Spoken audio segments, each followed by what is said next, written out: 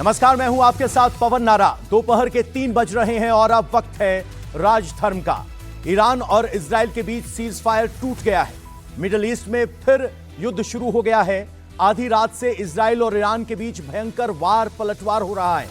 Iran ने Beirut पर हमले के जवाब में इजराइल के कई शहरों को निशाना बनाया, तो सुबह होते ही नेतन्याहू ने तेहरान समेत ईरान के कई शहरों को मिसाइल से दहला दिया। बड़ी खबर यह है कि कुछ देर पहले इजराइल ने फिर ईरान पर हमला किया है। ईरान के तेहरान, इस्फहान समेत कई शहरों पर बमबारी करके उसे धुआं कर दिया गया है। और इस वक्त की बड़ी खबर आपको बता दें, इंडिया अलायंस के लीडर्स की मीटिंग के बाद इस समय एक प्रेस कॉन्फ्रेंस हो रही है। आइए आपको सीधा लेकर चलते हैं मल्लिकार्जुन खड़गे। Meeting to discuss the precarious current economic situation, unemployment, price rise, and farmers issue and other people-centric issues. Fourth point, it was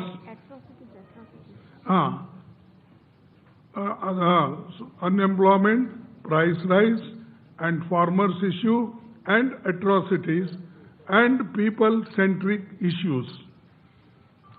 Fourth, it was agreed that all of us parties would meet every 2 months. The next meeting will be held in Hyderabad on 8th August. Then fifth point, Parliament coordination will continue during the monsoon session with daily morning meetings in the office of the Honorable, as usual, leader of opposition party. And just I want to correct it. This I said that every 2 months our meeting will be held. The date will be fixed because I said August or 8th. That we will decide the date and let you know.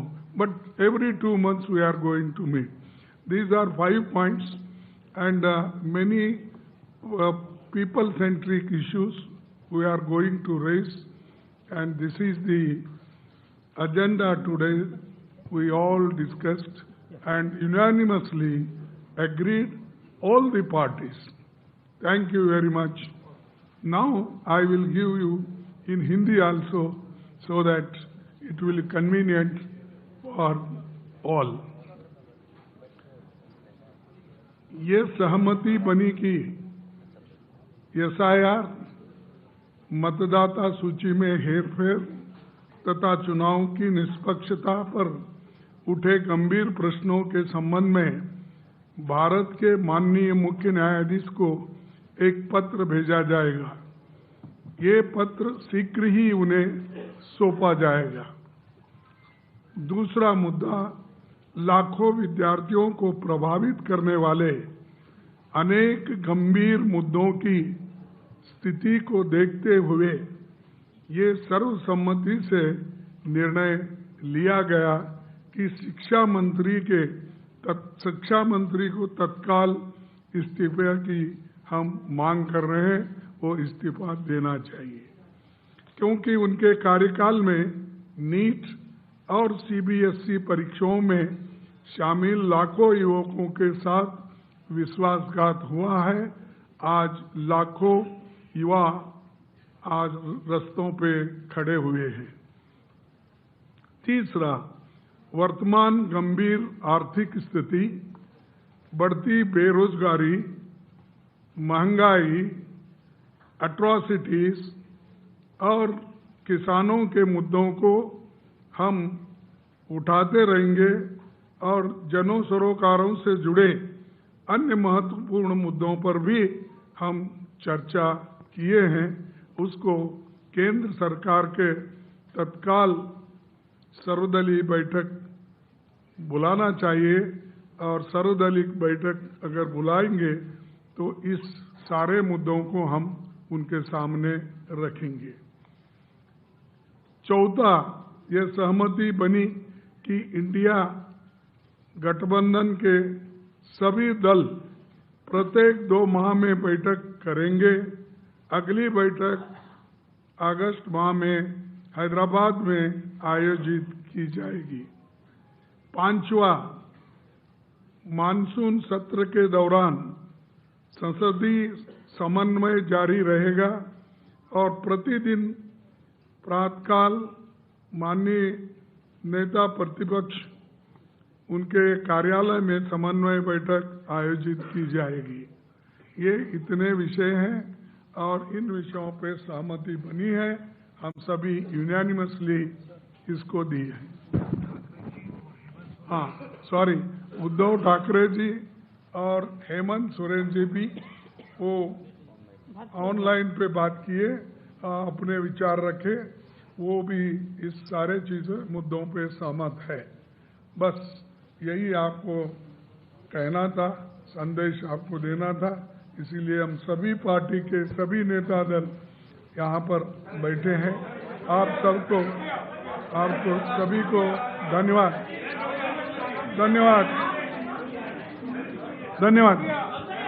Thank you.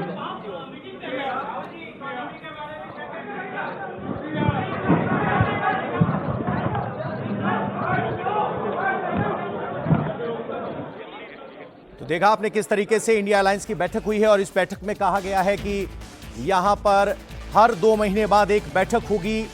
Exam को लेकर यहां शिक्षा मंत्री का इस्तीफा मांगा गया है। मॉनसून सत्र के दौरान एलओपी के ऑफिस में हर रोज समन्वय बैठक होगी। तो कुल मिलाकर इंडिया गठबंधन की इस बैठक में नीट में देश के युवाओं के हालात के बाद शिक्षा मंत्री का इस्तीफा मांगा गया है। हर 2 महीने बाद यह बैठक होगी और मॉनसून सत्र में विपक्ष की रणनीति बनाने के लिए एलओपी के रूम में समन्वय बैठक होगी। उद्धव ठाकरे और हेमंत सोरेन भी इस बैठक में वर्चुअली शामिल हुए थे। और अब खबर वॉर जोन से। ईरान और इजराइल के बीच सीजफायर टूट गया है। मिडल ईस्ट में फिर से युद्ध शुरू हो गया है। आधी रात से इजराइल और ईरान के बीच भयंकर वार पलटवार हो रहा है। ईरान ने बेरूत पर हमले के जवाब में इजराइल के कई शहरों को निशाना बनाया।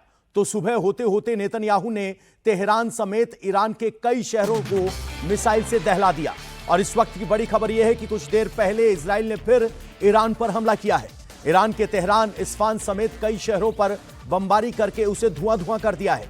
इजराइल ने दावा किया है कि उसके फाइटर जेट्स ने ईरान के कई एयर डिफेंस और रडार सिस्टम्स को तबाह कर दिया है। इजरायली सेना के मुताबिक ये वो ठिकाने थे जिन्हें ईरान ने सीजफायर के दौरान दोबारा खड़ा किया था। इजराइल का कहना है कि इन हमलों के बाद ईरानी एयर स्पेस में उसके फाइटर प्लेन के लिए ऑपरेशन करना आसान हो जाएगा। आपको बता दें कि 8 अप्रैल को सीजफायर हुआ था और 2 महीने बाद कल देर रात बमबारी से यह सीजफायर टूट गया और जो बातचीत अमेरिका और ईरान के बीच चल रही थी वो भी डिरेल हो गई है। आप देख सकते हैं किस स्तर पर यह बमबारी की गई है। धुएं का गुब्बारा आप देख सकते हैं। दिलचस्प बात यह है कि ट्रंप ने नेतन्याहू को ईरान के हमले का जवाब देने से मना किया था, लेकिन नेतन्याहू नहीं माने। इजरायली सेना ने आज ईरान के मशर के उस सबसे बड़े पेट्रोकेमिकल प्लांट को निशाना बनाया। इसके जवाब में अब ईरान ने भी इस्फहान में इजराइल की केमिकल प्लांट को अटैक कर दिया है। ईरान ने आरोप लगाया है कि इजराइल ने ऊर्जा और रिहायशी इलाकों को टारगेट करके युद्ध और भी ज्यादा भड़का दिया है। ईरान अब इजराइल को खत्म करने की कसम खा रहा है। उधर अब इस युद्ध में हूती विद्रोहियों की भी एंट्री हो गई है। आज हूती विद्रोहियों ने भी इजराइल पर हमला किया। दरअसल ईरान ने इजराइल को चेतावनी दी थी कि अगर उसे लेबनान के बेरूत पर अटैक किया तो फिर ईरानी मिसाइल इजराइल में गिरेंगी। कल इजराइल ने ईरान की रेड लाइन क्रॉस कर दी और बेरूत पर हमला कर दिया, जिसके बाद ईरान ने पलटवार करते हुए देर रात इजराइल को एक के बाद एक बैलिस्टिक निशाने पर लिया और इस वेव से पूरा इजराइल दह गया।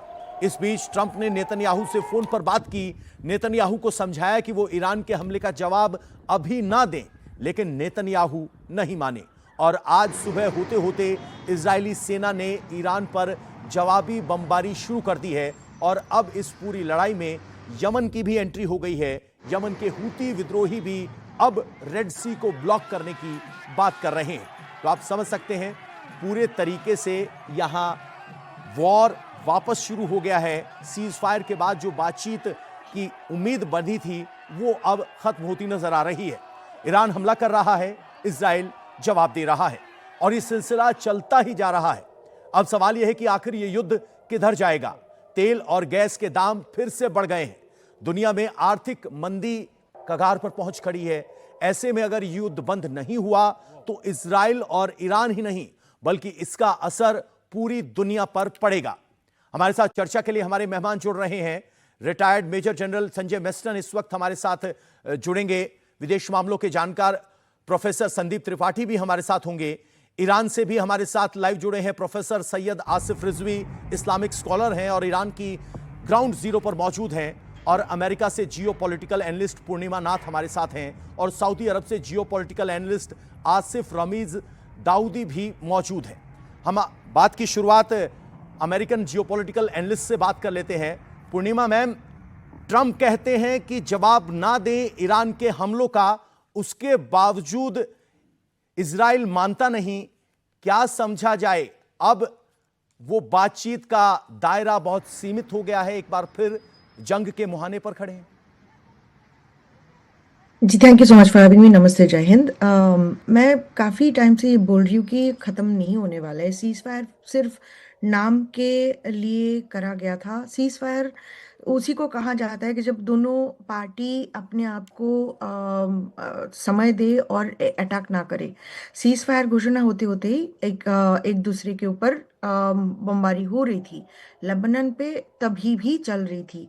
तो ये जो घटना हुआ था, ये it was very clear that ये सीज़ फायर नहीं रहेगा, फर्स्ट ऑफ ऑल। और सेकंड ऑफ ऑल, इजराइल के हिसाब से ये एग्जिस्टेंशियल थ्रेट है उनके लिए और ईरान के लिए भी एग्जिस्टेंशियल थ्रेट है।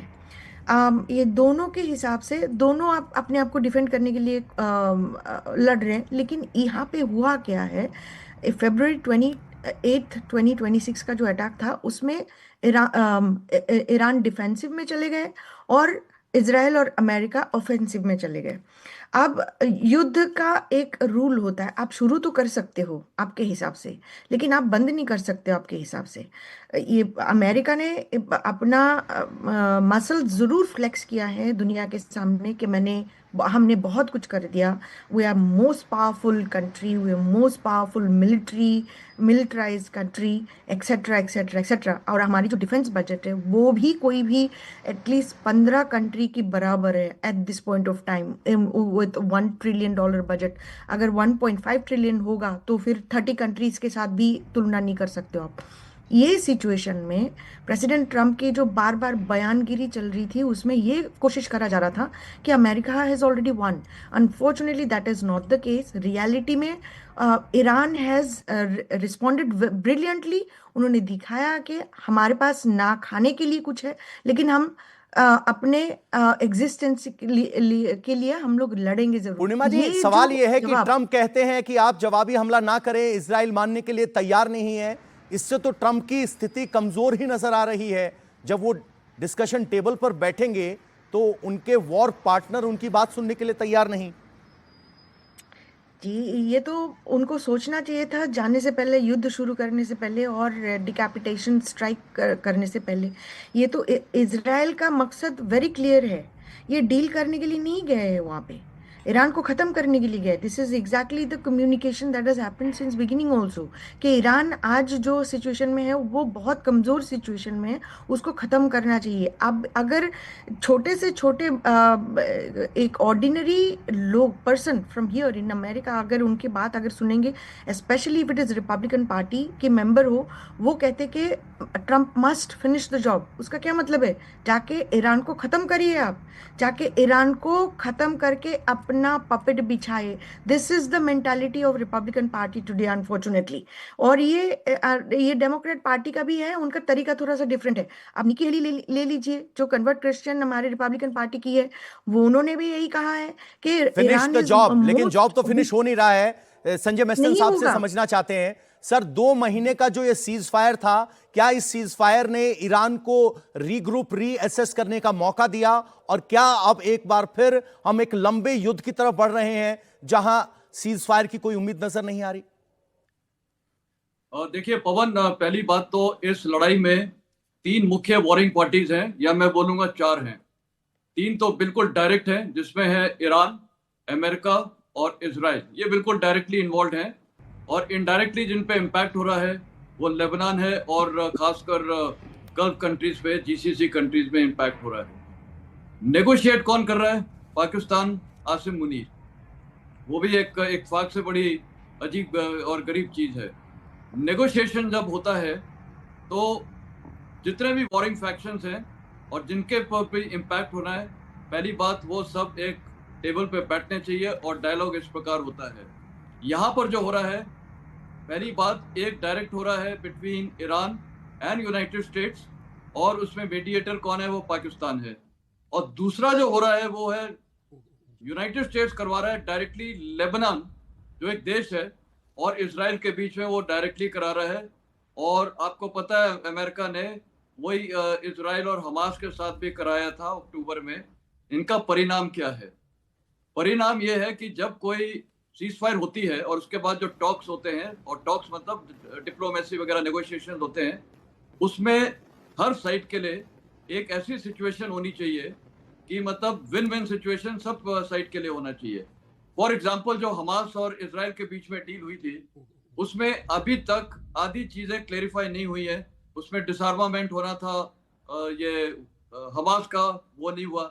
तो कहने का मतलब है डिलाइटफुली वेग ये चीजें चल रही हैं, डिलाइटफुली वेग, जिसका सब्जेक्ट टू इंटरप्रिटेशन है, जिसकी मर्जी उसकी कोई कल्पना करके, इमेजिनेशन करके उसको ले जा सकता है।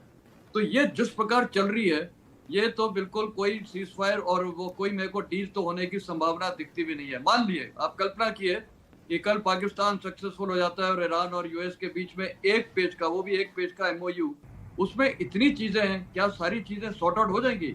बिल्कुल नहीं होंगी।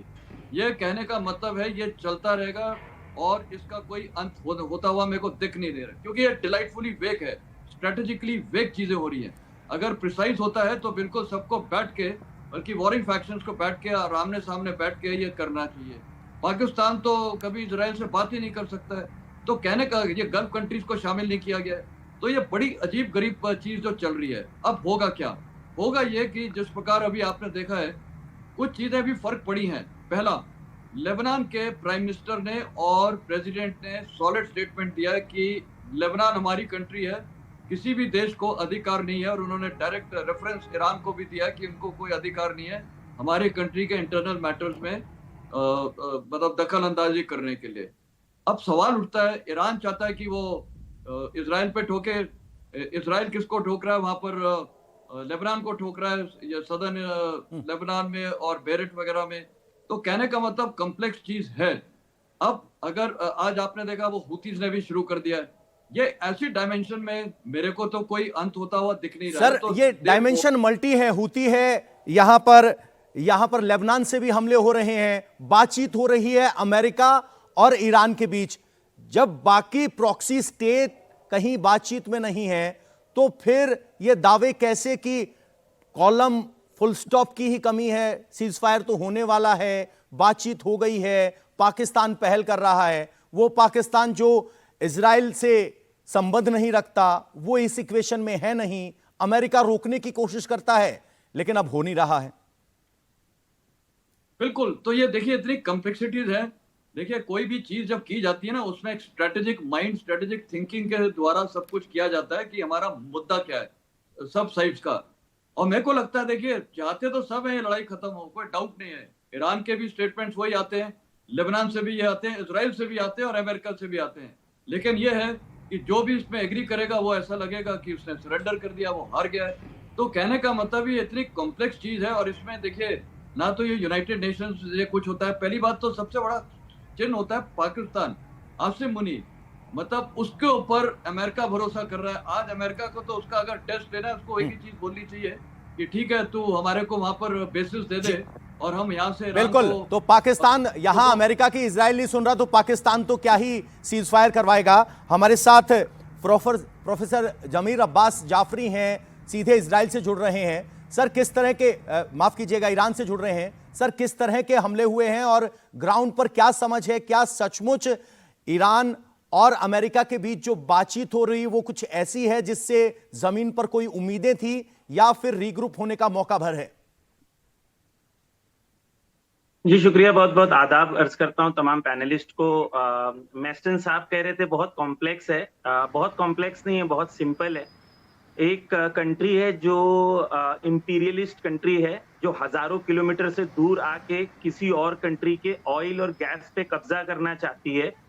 और एक कंट्री है जो अमेरिका की प्रॉक्सी कंट्री है, जिसका नाम इजराइल है, जिसने 77% पैलेस्टाइन पे कब्जा कर लिया है। और जब से जंग शुरू हुई है तब से 25% लेबनान पे कब्जा कर लिया है और मैसेकर कर रहा है। वहां वॉर नहीं हो रहा है, पूरे पूरे गांव और शहरों को ढाया जा रहा है, मिसमार किया जा रहा है, जेनोसाइड किया जा रहा है। बहुत कॉम्प्लेक्स नहीं है। अब गांधी जी के लिए कॉम्प्लेक्स नहीं था। गांधी जी से पूछा गया था कि भाई पैलेस्टाइन का क्या सोल्यूशन है, तो गांधी जी ने कहा था Palestine belongs to the Palestinians the same way England belongs to the English and France belongs to the French. यही नेल्सन मंडेला ने भी कहा था, यही ईरान का भी पक्ष है और हर रेवोल्यूशनरी इंसान का यही पक्ष होना चाहिए कि जिसकी जमीन पे कब्जा हुआ है वो जमीन के जो ओरिजिनल ओनर्स हैं वो रिटर्न होने चाहिए और वहां पर उन लोगों को रहना चाहिए, चाहे वो क्रिश्चियंस हो, चाहे वो ज्यूज हो, चाहे वो मुस्लिम्स हो, वो लोगों को रहना चाहिए जो उस जमीन के मालिक हैं। तो बहुत सिंपल है। अमेरिका एक इंपीरियलिस्ट कंट्रीज है। डोनाल्ड ट्रंप ने खुल के कहा कि मैं यहाँ क्यों आया हूं, मैं ऑयल के लिए आया हूं। ठीक है, ईरान क्या करना चाह रहा है? ईरान कहना चाह रहा है कि भाई हमारी कंट्री है, हमारी सॉवरेनिटी है, हम लोग फैसला करेंगे, किसी और को नहीं हक। प्रोफेसर साहब, ये जो कॉम्प्लेक्सिटीज हैं या सिंप्लिसिटीज हैं वो तो काफी वक्त से चर्चा हो रही हैं। आज 2 महीने के सीज फायर के बाद जब ये जंग दोबारा शुरू हुई है तो ईरान पे जमीन की सोच क्या है? क्या ईरान इस मामले को आगे बढ़ाना चाहता है या ईरान भी सच में बातचीत में इंटरेस्टेड है? ईरान में मैं आपको बता दूं, ईरान में सीज फायर को लेके काफी अनकंफर्टेबिलिटी है। ना वॉर ना सीज फायर। अमेरिका रोज होर्मुज पे हमला कर देता है, रोज लेबनान पे हमला होता है, रोज वायलेशन ब्रेक होते हैं, रोज जाके वहां पर बच्चों को, औरतों को मार देते हैं। आप देखें, आप इंसान बन के सोचे, सिर्फ इंसान बन के आप सोचें, 10 मिनट के अंदर 150 बॉम्ब गिराए गए 10 मिनट के अंदर, और 150 लोकेशन पे 1200 लोगों को मारा गया, जिसमें 800 बच्चे थे और औरतें थी। ये आप इंसान होने के नाते सोचें, लेबनान में जो इजराइल ने किया है वो इंसानियत है। आज ईरान जो लड़ाई लड़ रहा है वो इंसानियत की लड़ाई है, मानवता की लड़ाई है। जो यूनाइटेड नेशन को करना चाहिए था वो ईरान कर रहा है, जो पूरी दुनिया की इंटरनेशनल कम्युनिटी को करना चाहिए था वो ईरान कर रहा है। कहां है दुनिया के यूनाइटेड नेशन के लोग? कहां है ह्यूमन राइट्स वाले लोग? जो बच्चों का मैसेकर इजराइल कर रहा है, 40,000 से ज्यादा बच्चों को कत्ल कर दिया। टेररिस्ट है, हमास टेररिस्ट है। दुनिया में सबसे बड़ी टेररिस्ट कोई ऑर्गेनाइजेशन है तो वो इजराइल है। 40,000 बच्चों को मार दिया, तकरीबन 20 से ज्यादा हॉस्पिटल्स को तबाह कर दिया, 200 से ज्यादा स्कूल्स को तबाह कर दिया। अमेरिकन और ब्रिटिश डॉक्टर्स आके कहते हैं कि जो बच्चों को गोलियां मारते हैं वो गोलियां सर और सीने के दरमियान होती थी, यानी इनके स्नाइपर जानबूझ के मारते थे। अब्बास साहब, प्रेग्नेंट औरतों को मारते हैं। अब्बास साहब, मैं आपसे समझना चाहता हूं, जब अमेरिका इजराइल को रोकने की कोशिश कर रहा है तो क्या ईरान लेबनान को रोकने की कोशिश करेगा? क्योंकि एक सीज फायर तो हुआ था ना, आपकी शर्त थी कि लेबनान के साथ सीज फायर होगा तो बातचीत आगे बढ़ेगी। डोनाल्ड ट्रंप का एनबीसी सुनिए आप, कल डोनाल्ड ट्रंप का एनबीसी पे न्यूज है, उसमें इंटरव्यू है, वो कह रहा है वी सपोर्ट अटैकिंग लेबनान। एक तरफ से ये कहता है कि हम सीज फायर चाहते हैं, दूसरी तरफ से आके इंटरव्यू में कहता है कि हाँ नेतन्याहू हमारे साथ मिला हुआ है, मिल के मार रहा है। कौन सी नॉनसेंस चल रही है दुनिया के अंदर? कौन सी ये मुनाफिकत चल रही है? आप सोचें, बच्चे मारे जा रहे हैं। ईरान में मैं स्कूल में गया था, उस स्कूल में जहां पे 168 बच्चियों को मार दिए। आप जानते हैं वो स्कूल की सलिया जो है 3 माले की बिल्डिंग की, 3 फ्लोर की, दह गई, जमीन में खड्डा हो गया, वहां की सलिया मुड़ गई, पिघल गई। आप सोचें बच्चों का क्या हाल हुआ होगा। आप किसकी बात कर रहे हैं? जंग नहीं हो रही है, जेनोसाइड हो रहा है। आप लोग आके जंग हो रही है, कॉम्प्लेक्स है, डिफरेंट है। नहीं, कोई कॉम्प्लेक्स नहीं है। एक कंट्री इंपीरियलिस्ट कंट्री है जो दूसरी कॉम्प्लेक्स नहीं है, सिंपल है। हमारे साथ सऊदी से भी हमारे गेस्ट जुड़े हुए हैं, आसिफ रमीज दाऊदी साहब। आसिफ साहब, एक बार इजराइल और ईरान आमने सामने फिर हो गए हैं, क्या आपको इसका दायरा अरब क्षेत्र में फैलता हुआ नजर आ रहा है? जमीन पर किस तरह की तैयारियां की जा रही हैं, अलर्टनेस लेवल क्या है, क्या मैसेज दिया गया है?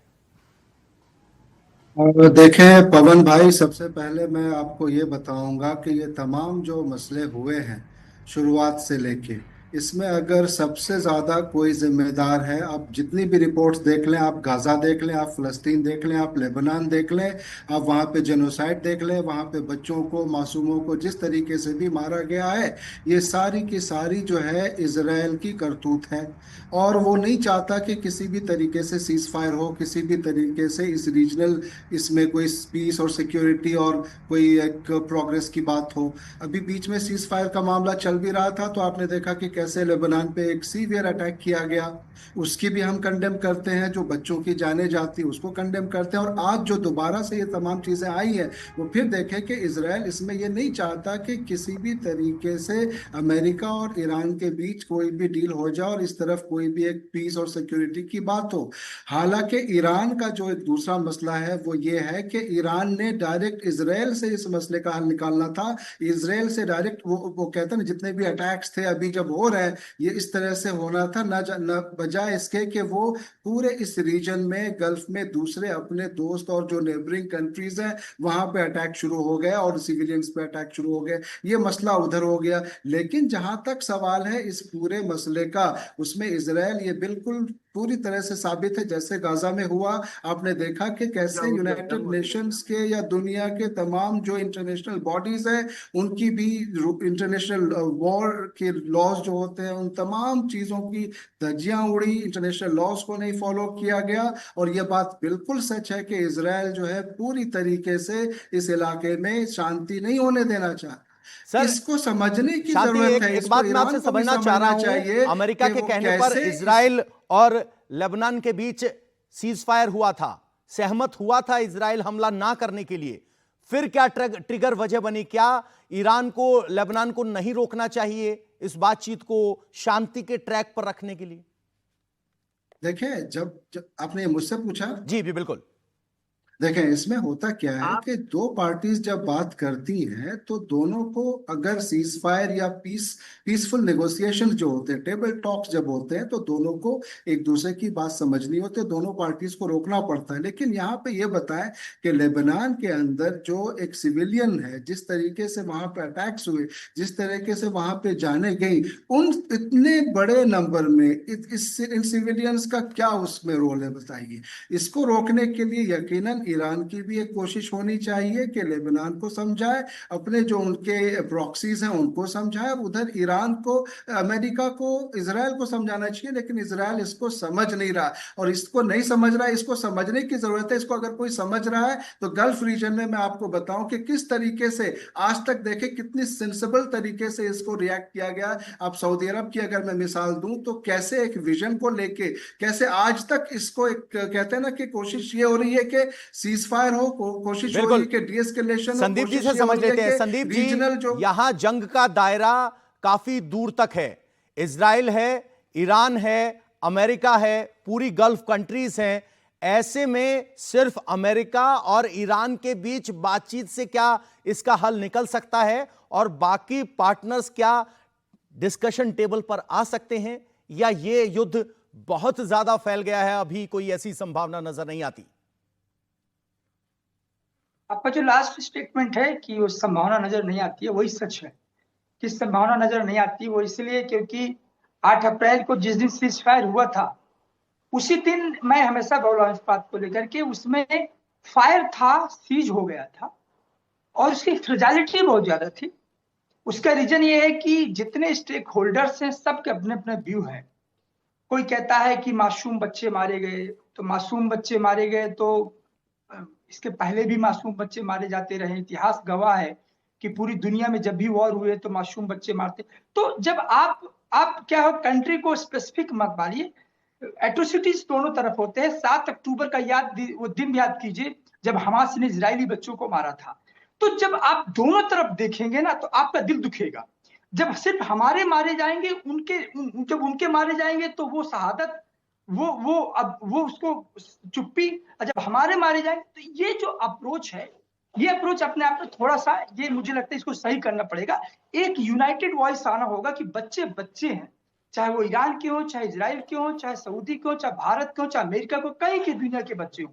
थोड़ा बीच में मत बोलिएगा साहब, आपके बीच में हमने नहीं बोले, थोड़ा सा बोलने का मौका दीजिए, क्योंकि आपको ही बोलना तो फिर या तो हम मर जाए। आपने अपने पॉइंट रख लिया है, मैं लेट मी कंप्लीट।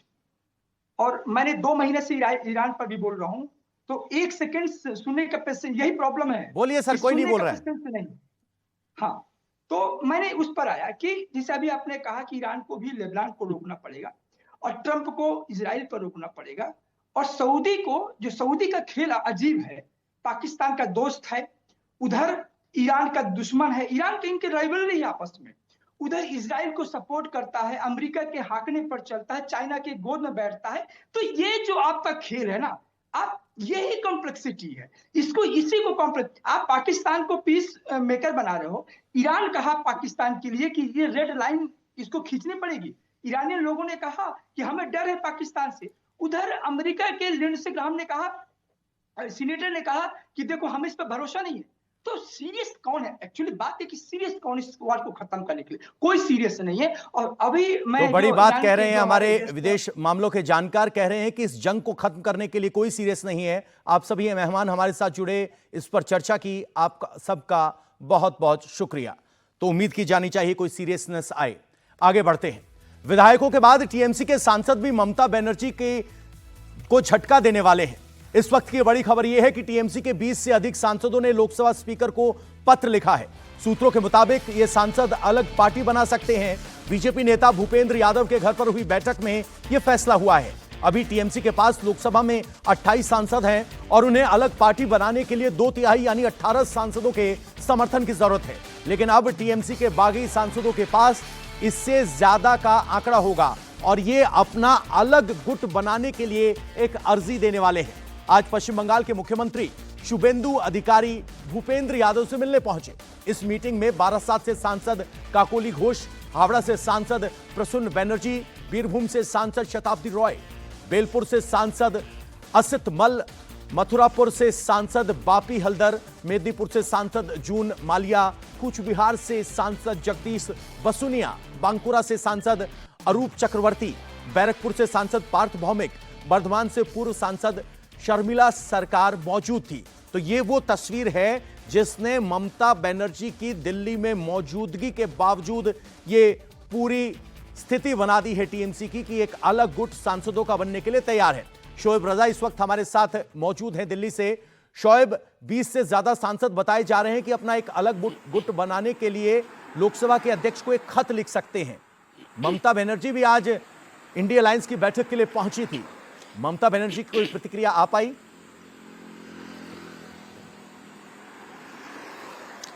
बिल्कुल, देखिए पवन, बड़ी बात यह है कि जहां पर ये मीटिंग चल रही थी 9 मोतीलाल नेहरू मार्ग, वहां से कॉन्स्टिट्यूशन क्लब की दूरी 5 से 6 मिनट की दूरी है।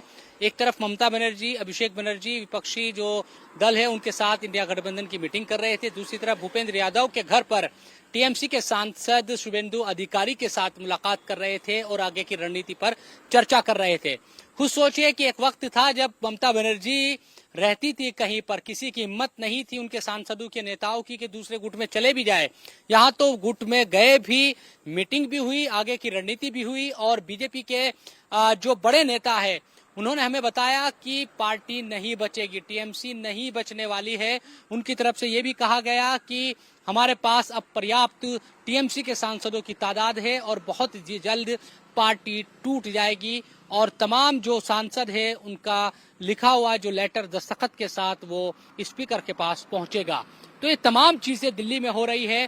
पहले विधायकों को हमने टूटते हुए देखा। सवाल ये है कि विधायक टूटे, सांसद टूटने वाले हैं। दिल्ली जब ममता दीदी आई तो उम्मीद की गई थी कि दिल्ली ममता दीदी आएंगी तो मुलाकात करेंगी। पहले जब भी दिल्ली आती थी तो चाय पर मिलती थी अपने सांसदों से। क्या ममता बनर्जी की तरफ से कोई कोशिश की गई या सबको कह दिया गया कि आप तय करें, या कोशिश नाकाम हो गई?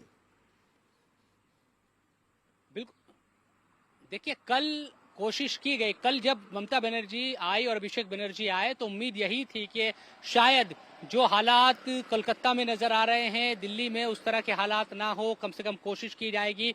लेकिन कोई सुन नहीं रहा है। अब किसी भी तरह से जो सांसद है वो आपस में बातचीत कर रहे हैं, उनको आगे क्या करना है यही चीजें यहाँ पर नजर भी आई। भूपेंद्र यादव के घर सीधा मुख्यमंत्री जो शुभेंदु अधिकारी है वो एयरपोर्ट से सीधा उनके घर पहुंचे। यहाँ मैं इस वक्त मौजूद हूँ यहीं पर 9 मोतीलाल नेहरू मार्ग, और यहीं पर आकर वो मीटिंग करते हैं। आमने सामने मुलाकात होती है सांसदों की शुभेंदु अधिकारी के साथ, पूरी बातचीत होती है आगे किस तरह से करना है, कैसे काम रहेगा, क्या चीजें रहेगी, क्या भूमिका रहेगी, उन तमाम चीजों को लेकर चर्चाएं होती है। बिल्कुल। और उसके हमारे बाद साथ देवेंद्र सांसद पराशर पीछे के हमारे दरवाजे पॉलिटिकल निकल जाते हैं। एडिटर शुभेंदु जुड़ गए अधिकारी हैं। देवेंद्र, भूपेंद्र यादव के घर पर टीएमसी के सांसदों की ये मुलाकात होना और वहां शुभेंदु अधिकारी की मौजूदगी होना, क्या मायने निकाले जाएं? शुद्ध रूप से टीएमसी के अलग ग्रुप बनने की एक प्रक्रिया है, ये उस पर मुहर नहीं है, क्योंकि स्ट्रेंथ के हिसाब से बात करें तो अभी तक सोर्सेज से जो जानकारी मिल पा रही है उसके हिसाब से जो नंबर्स होना चाहिए और 20 का आंकड़ा वो इन लोगों के पास शायद अभी नहीं है, कम से कम उस रूप में अभी तक सामने नहीं आया है। तो उस लिहाज से समझ सकते हैं कि इस बैठक में भूपेंद्र यादव जो कि बंगाल में बीजेपी के चुनाव प्रभारी तो थे ही, साथ ही साथ कानूनी मामले के भी बहुत जानकार हैं, खुद अधिवक्ता रहे हैं वो, तो उस कंडीशन में उनको ये भारत के संवैधानिक प्रक्रिया की सारी जानकारी रहती है और संभव है कि वो इन सांसदों को भी उस प्रक्रिया के बारे में बता रहे होंगे कि कितने सांसद आपके पास होने चाहिए। तब अगर आप असंतुष्ट हैं और टीएमसी से एक अलग ग्रुप जैसा कि पश्चिम बंगाल में विधायकों के साथ हुआ उस तरह का ग्रुप अगर करना चाह रहे हैं तो ये उसके लिए प्रक्रिया होगी। अब ये देखना होगा कि क्या वो सारे सांसद आगे आने वाले दिनों में आ सकते हैं। आज इस बात को लेकर बहुत ज़्यादा चर्चा थी, लेकिन स्पीकर ओम बिरला ऑलरेडी चंडीगढ़ में है, कल वहाँ से वो आ रहे हैं, सेक्रेटरी जनरल भी उनके साथ ही हैं, तो निश्चित तौर पे आज तो कुछ नहीं हो रहा है। उस हिसाब से इतना बड़ा स्ट्रेंथ भी अभी तक नहीं दिखा। अभी तक अगर 10 सांसदों का स्ट्रेंथ दिख रहा है तो समझा जा सकता है कि ये नंबर्स अभी और बढ़ना होगा।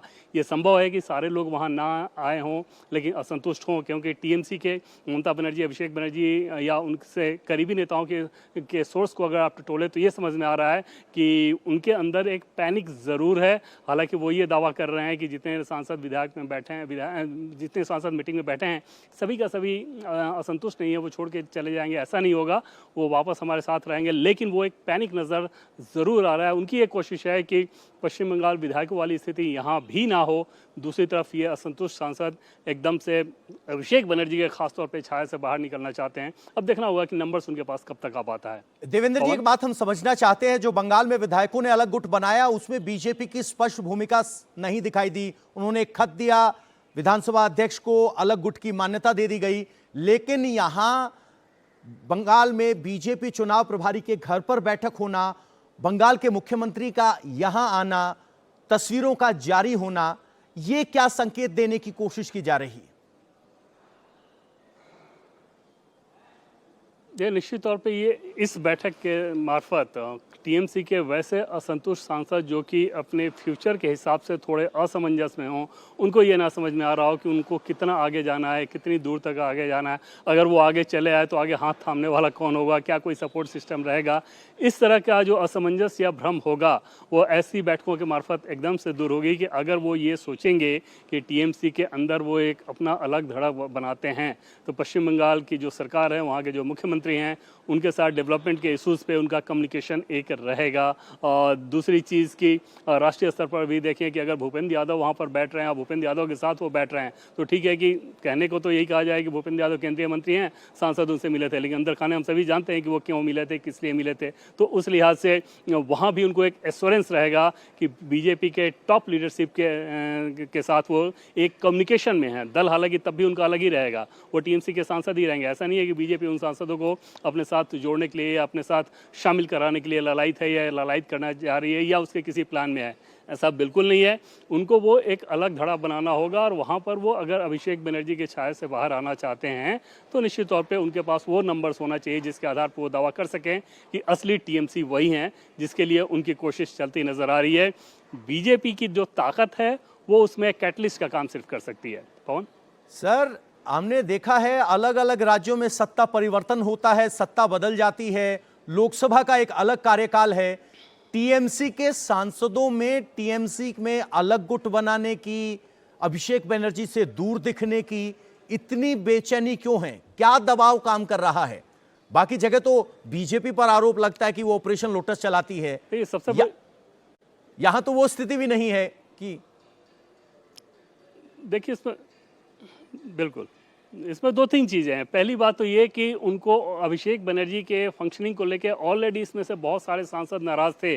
जैसे जो बैठक में मौजूद नहीं हैं उनमें से कुछ सांसद तो ऐसे हैं जो कि काफ़ी महीनों से एक तरह से टीएमसी के फंक्शनिंग में लगभग निष्क्रिय मोड में रह रहे थे और वो बहुत निराशा में रह रहे थे। तो वो एक फैक्टर तो है ही जिस निराशा को वो कैरी कर रहे थे। और दूसरी जो बड़ी चीज़ है वो ये कि इस बार का जनादेश देख के उनको ये समझ में आ गया कि अगले लोकसभा चुनाव में जाएंगे तो इस मॉडल के तहत तो हमें बिल्कुल कुछ हमारे हाथ हासिल नहीं होने वाला है। जनता में आक्रोश इतना ज़्यादा है, वो आक्रोश सिर्फ टीएमसी को लेकर नहीं, वो आक्रोश ज़्यादा है अभिषेक बनर्जी का अपना जो भाईपो मॉडल जिसके बारे में बीजेपी कहती है कि डायमंड हार्बर मॉडल, इस तरह की राजनीति के खिलाफ ज़्यादा है। और वहाँ पर अभी भी वो अगर उसके साथ ही रहें तो उनके लिए मुसीबत हो जाएगी। और तीसरी चीज़ की अगर राज्य सरकार के साथ सांसद का तालमेल ठीक हो तो तमाम जो प्रोजेक्ट्स होते हैं, चाहे केंद्र सरकार के प्रोजेक्ट्स हों या फिर राज्य सरकार के प्रोजेक्ट्स हों, उनके इम्प्लीमेंटेशन में उनके अपने क्षेत्र में बहुत ज़्यादा सुविधा मिलती है, जिसका अल्टीमेटली उनके राजनीति पर असर पड़ता है। तो कुल मिलाकर पूरे सिचुएशन को अगर आप देख लें तो टीएमसी के सांसद जो हैं वो एक तरह से बेचैनी की स्थिति में हैं कि किस तरह से उन्हें इन सारी चीज़ों से छुटकारा मिले और अपना एक वैसा ग्रुप बनाएं जो कि केंद्र सरकार के साथ टकराव वाले सिचुएशन में ना हो और राज्य सरकार के साथ काइंड ऑफ कोऑर्डिनेशन में हो डेवलपमेंट के मसले पे। सुखेंदु शेखर 20 का आंकड़ा देते हैं, आप कह रहे हो कि अभी तक 10 ही हो पाए हैं सांसद। लोकसभा और राज्यसभा के मिला लिए जाएं तो 43 होते हैं। ऐसे में अगर ये आंकड़ा 10 पर रहता है तो इन सांसदों के पास क्या विकल्प होगा, क्योंकि एंटी डिफेक्शन लॉ इन पर लागू होगा। तो क्या इस्तीफा देने का भी मन बना चुके हैं, जिस तरह से सुखेंदु शेखर ने इस्तीफा देने की शुरुआत की है? देखिए, राज्यसभा और लोकसभा इन दोनों में इस्तीफे को लेकर बड़ा फर्क रहेगा। राज्यसभा में क्या होगा कि जैसे शुभेंदु शेखर राय ने इस्तीफा दे दिया, अब इसके बाद जब चुनाव होगा वहाँ पर, तो क्योंकि उपचुनाव होगा उसमें बीजेपी के पास विधायकों का स्ट्रेंथ है तो बहुत आसानी से वो जीत कर आ सकते हैं। लोकसभा में वैसी स्थिति नहीं होने जा रही है। लोकसभा में अगर टीएमसी के सांसद इस्तीफा देंगे तो वहाँ पर बिल्कुल ये नहीं होगा कि उनको बीजेपी अपना कैंडिडेट बना देगी और ना ही ये होगा कि बीजेपी उसी चेहरे के साथ लोकसभा चुनाव में जाएगी या फिर टीएमसी अपना कोई कैंडिडेट नहीं देगी। तो लोकसभा में इस्तीफा देकर और फिर उसके बाद दोबारा चुनाव में जाना ये आसान काम नहीं होता। ये बीजेपी भी बिल्कुल नहीं चाहेगी और टीएमसी के वैसे सांसद भी नहीं चाहेंगे। उनके लिए उनकी कोशिश सिर्फ ये रहेगी कि अगले 3 साल तक अपनी सदस्यता बचाए रखें और चुनाव से पहले जो कुछ करना हो उनमें से कुछ अच्छे चेहरों को बीजेपी ले सकती है, जहां पर जिस क्षेत्र में उनके पास अपना कैंडिडेट ना हो, अगर वो बीजेपी में आना चाहें तो। राज्यसभा में स्थिति बिल्कुल अलग है, क्योंकि वहां पर जब भी उपचुनाव होगा तो जैसा कि उड़ीसा के केस में भी आपने देखा कि बीजेडी के लोग बीजेडी के सांसद बीजेडी से इस्तीफा देते थे, उसके बाद बीजेपी उनको कैंडिडेट बनाती थी और विधायकों के बहुमत पर वह चुनकर दोबारा आ जाते थे। वहाँ पर नंबर्स 13 है, लेकिन यहाँ लोकसभा वाला नंबर्स ज़्यादा मायने रखता है। हालांकि आज की मीटिंग में जो लोग पवन दिखे, ये ऐसा नहीं है कि सिर्फ इतना ही स्ट्रेंथ होगा, संभव है कि कुछ और भी लोग हों जो कि मन में ये पाले हों, लेकिन विजिबल अभी तक नहीं हुआ है। उस लिहाज से हम लोग 10 के नंबर की बात कर रहे हैं। और दूसरी तरफ उनको हिम्मत दिलाने की कोशिश है, ये तस्वीर दिखाकर कि 10 हैं, अगर आप आना चाहते हैं तो आ जाइए। इस पर चर्चा आपसे आगे करेंगे। शोएब से एक सवाल ले लेते हैं। शोएब, राजनीति में कहा जाता है कि राजनीति इज ऑलवेज इन प्रोग्रेस। ये बैठक हो गई, 10 की गिनती सामने आ गई, मुख्यमंत्री आकर मीटिंग करके निकल लिए। ऐसा तो है नहीं कि बैठकें खत्म हो गई हैं। तो क्या टीएमसी के सांसद कोई बैठक कर रहे हैं और क्या ममता बनर्जी की तरफ से इस पूरी सिचुएशन में कोई फायर फाइटिंग की जा रही, कोई एफर्ट किया जा रहा है, या ममता उस मोड में नजर आ रही हैं जिसको जाना है जाए, जो बचेगा उनसे पार्टी खड़ी की जाएगी? देखिए, अभी जो थोड़ी देर पहले एक बयान या एक खबर सामने आई थी कि टीएमसी के कुछ नेता ये कह रहे हैं कि जो सांसद नजर भी आ रहे हैं इस पूरी मीटिंग में, उनमें से कुछ वापस आ जाएंगे, वो ज्वाइन नहीं कर, वो अलग गुट के साथ शामिल नहीं होंगे। ये तमाम चीजें उनकी तरफ से कही जा रही है। तो ये बात दिखाता है कि टीएमसी भी ये चाह रही है कि किसी तरह से भी अपने कुनबे को बचा कर रखा जाए, जितने भी लोग बच सके, और जो एक दलबदलू कानून के तहत आने वाला नंबर है कि उस तक आसानी से ये कोशिश की जा रही है टीएमसी के जो टीएमसी के सांसद है कि वो कानून लागू ना हो, उस नंबर तक पहुंचा जाए। तो टीएमसी कोशिश कर रही है कि उस नंबर तक ना पहुंचने दिया जाए।